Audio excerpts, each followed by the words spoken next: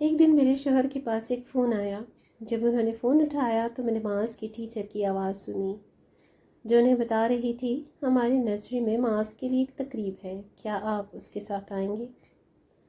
میرے شوہر نے ہلکی سی ہنسی کے ساتھ جواب دیا، ہاں ضرور، لیکن مہنگی نرسری میں داخلہ دلوانے کا نتیجہ یہی نکلتا ہے۔ اب تو یہ بھی سر درد بن گیا ہے۔ معاذ اپنے والد کو ایک افسردہ نظر سے دیکھا اور پھر مجھے گلے لگا کر بغیر آواز کے روتے ہوئے سو گیا، کیونکہ وہ جانتا تھا کہ اگر وہ اونچی آواز میں روئے گا تو اس کے والد اسے ماریں گے۔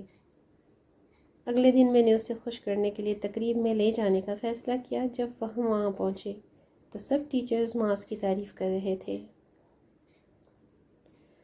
سب اس کی محنت اور اس کے قرآن کے حفظ کی باتیں کر رہے تھے۔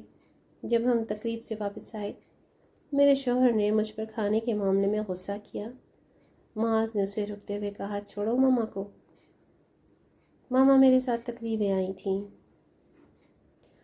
میں نے اپنے بیٹے کی خاطر سب کچھ برداشت کیا، اس کی تعلیم میں ساتھ دیا اور قرآن کی تلاوت میں اس کی مدد کی۔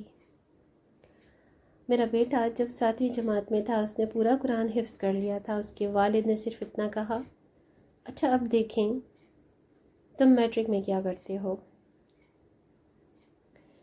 کیا قرآن کا حفظ سب سے بڑی کامیابی نہیں؟ جب معاذ بڑا ہوا اور میڈیکل کالج میں داخلہ لیا تب بھی اس کے والد نے اسے آدھی خوشی کے ساتھ مبارکباد دی اور کہا، آخر میں تو تم صرف دوائیاں ہی بیچو گے۔ اس وقت مجھے احساس ہوا کہ میں نے اپنے بیٹے کے لیے ایک غلط انتخاب کیا ہے جو ہمیشہ اس کے دل میں زخم بن کر رہے گا۔ اب معاذ جوان ہو چکا ہے اور جب اس نے اپنے والد کی طرف غصے سے دیکھا تو آنکھوں میں آنسو تو تھے لیکن وہ بہنے سے انکار کر رہے تھے۔ اس نے کہا، آپ کو کبھی بھی میری محنت اور کوششوں کی قدر نہیں ہوئی۔